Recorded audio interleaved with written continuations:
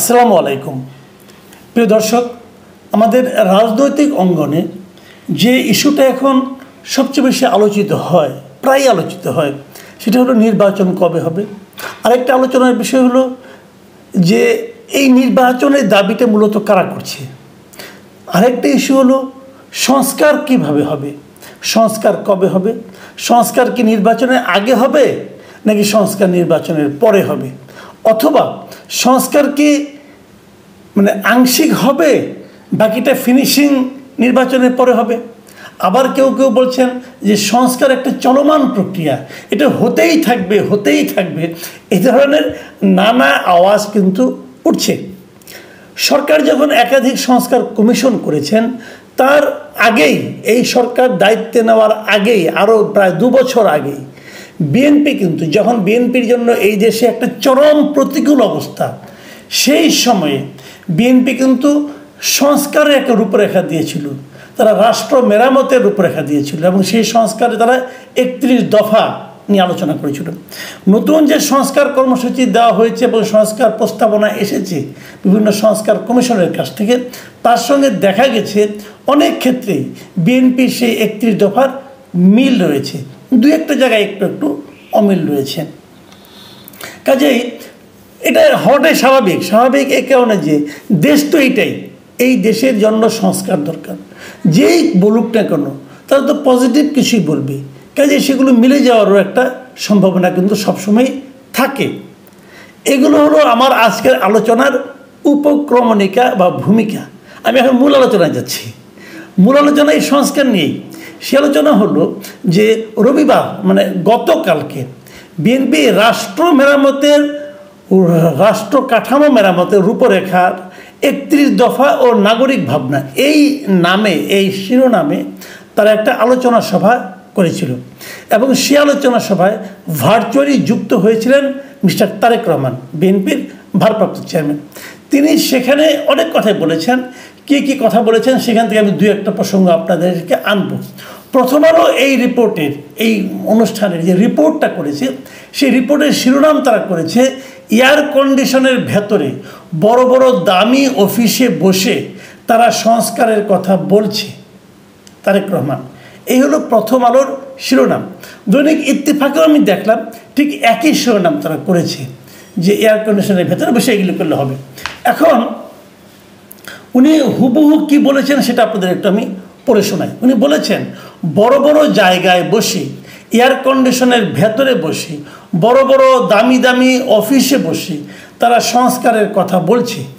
আজকে যারা সংস্কারের কথা বলছে এরা সুবিধাপ্রাপ্ত হয়ে, অর্থাৎ সরকার তাদের গাড়ি দিচ্ছে, তাদেরকে বেতন বোনাস ভাতা দিচ্ছে, তার উপর তারা বসে সংস্কারের কথা বলছে।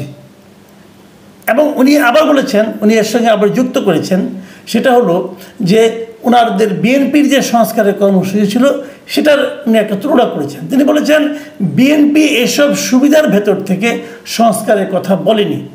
বিএনপি যখন সংস্কারের কথা বলেছে তখন বিএনপি রাজপথে স্বৈরাচারের সাথে যুদ্ধ করছে, একদিকে আন্দোলন করছে, আর আরেকদিকে বিএনপি দেশ গঠনের চিন্তা করছে।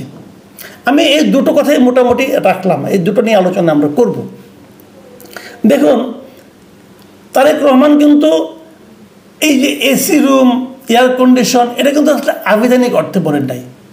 উনি যেটা বলতে চেয়েছেন, আমি যেটা বুঝেছি আর কি, সেটা হলো এখন যারা সংস্কার করছে তারা সুবিধাজনক অবস্থানে বসে সমাজ সংস্কার করছে।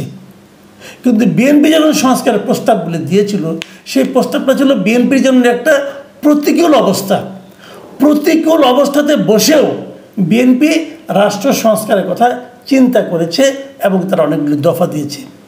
এই যে অনুকূল অবস্থায় বসে বলা অথবা প্রতিকূল অবস্থায় বসে বলা, এই দুটার মধ্যে পার্থক্যটা কোথায় আমি ঠিক জানি না। কারণ আমার কাছে মনে হয় যে প্রস্তাবটা কি সেটা হলো ইম্পর্টেন্ট।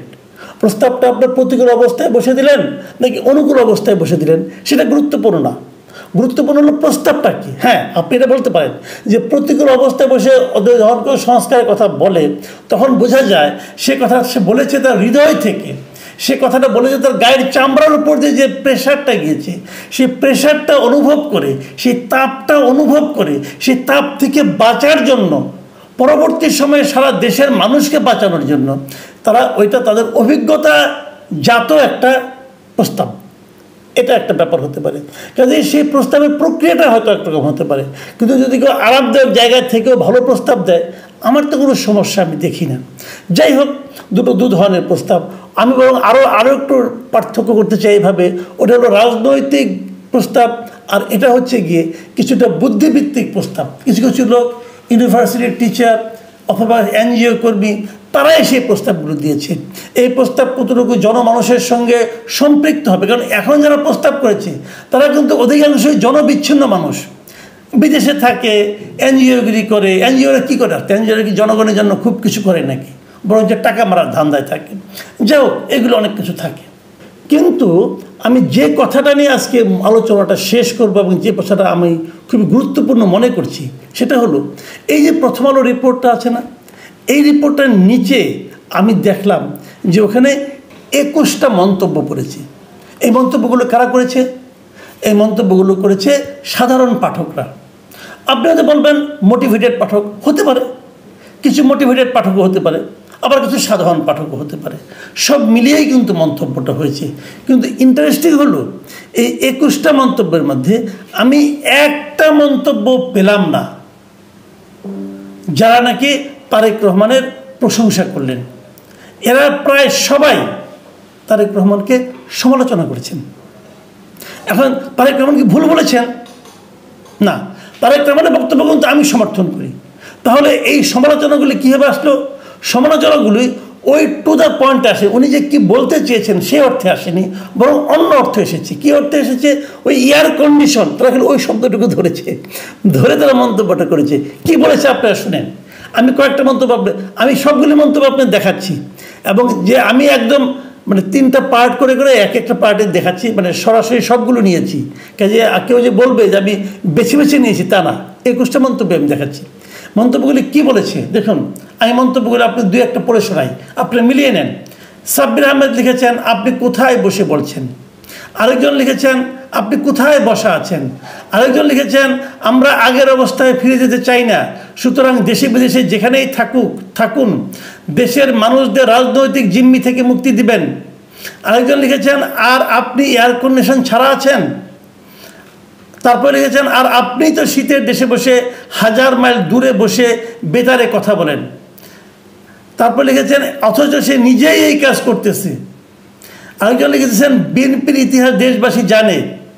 আরেকজন, আপনি আর কতদিন লন্ডনে বসে ভিডিও কলে কথা বলবেন, লজ্জা লাগে আপনাকে দেখলে।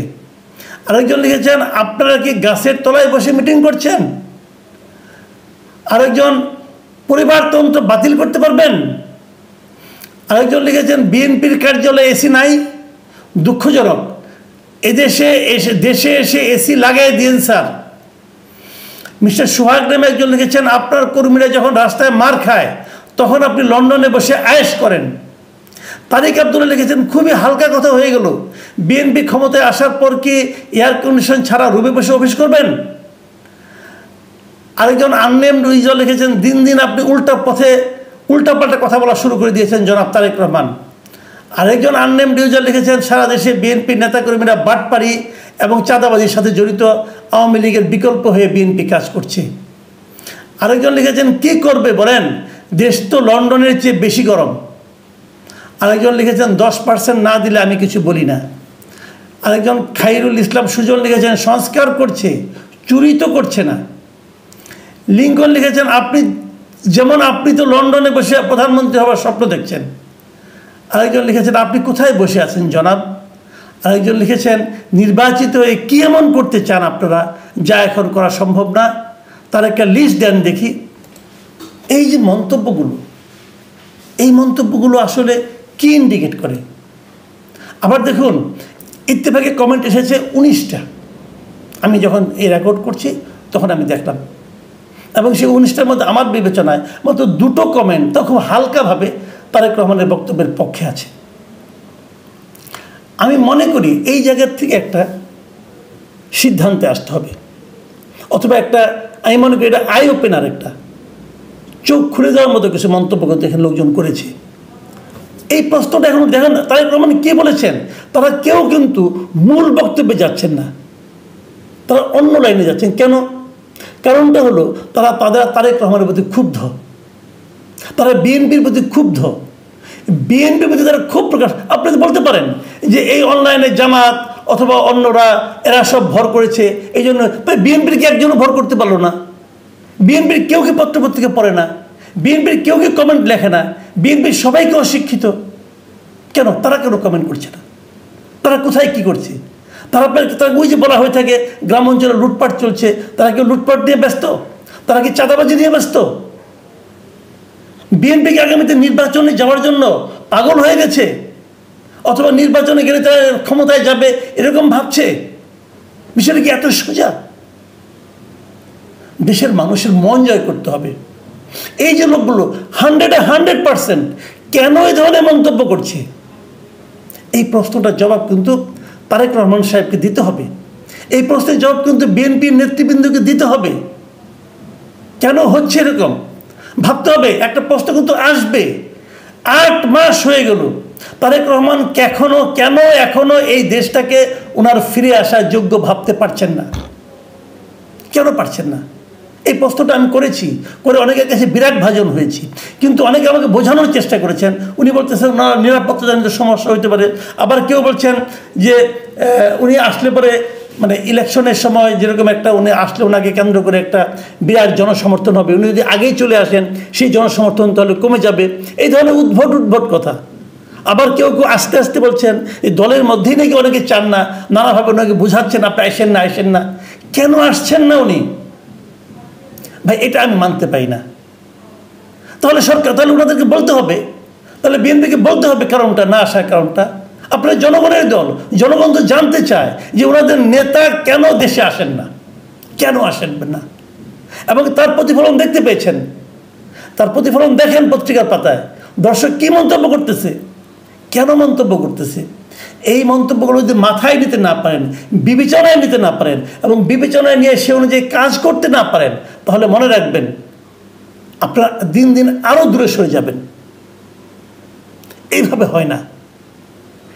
আবেগ দিয়ে কেবল আমি ভালো, আপনার নেতারা শুনেন, তারেক রহমান সাহেবকে আমি বলবো, দেখেন আপনার দলের কর্মীরা, আপনার নেতারা আপনাকে তো বলবেই, তারা আপনাকে হাওয়া দিবে, ওই বাংলায় বলে পাম দেবে যে আপনি আনপ্যারালাল, আপনি আনপ্যারালাল। পৃথিবীতে কেউ আনপ্যারালাল না। আজকে যে আনপ্যারালাল, কালকে সে আনপ্যারালাল থাকবে না। জনসমর্থন ঘুরে যেতে 2 মিনিট লাগে না। এটাই সারা দুনিয়ার নিয়ম। আর বাংলাদেশের মাটি আরও আনপ্রেডিক্টেবল। মাথায় রাখতে হবে, প্রতিটা মুহূর্ত, প্রতিটা স্টেপ আপনাকে হিসেব করে নিতে হবে, এবং এমন কিছু আপনি করতে পারবেন না যার জবাব আপনার কাছে নাই, এবং যে জবাব আপনি জনগণকে দিতে পারবেন না, যদি জনগণকে কোনো জবাব আপনি না দেন, আপনি না আসার কোনো ব্যাখ্যা যদি আপনি মানুষের কাছে এখন উপস্থাপন করতে না পারেন, আমরা ধরে নেব আপনার কাছে আসলে কোনো জবাব নাই। জবাবহীন নেতৃত্ব চলবে না ভাই। আমি এটা দেখে, মন্তব্যগুলো দেখে আমি আসলে খুব হতাশ হয়েছি। আমি আশা করি পত্রিকার ভাষা, আগে দেয়াল লিখন পড়তাম না, দেয়াল লিখন, এখন সোশ্যাল মিডিয়ার পাতায় যে লেখাগুলি হয় সেগুলো দয়া করে সব নেতৃবৃন্দ পড়বেন, এই প্রত্যাশা করছি। প্রিয় দর্শক, এখন এই পর্যন্তই। আল্লাহ হাফেজ।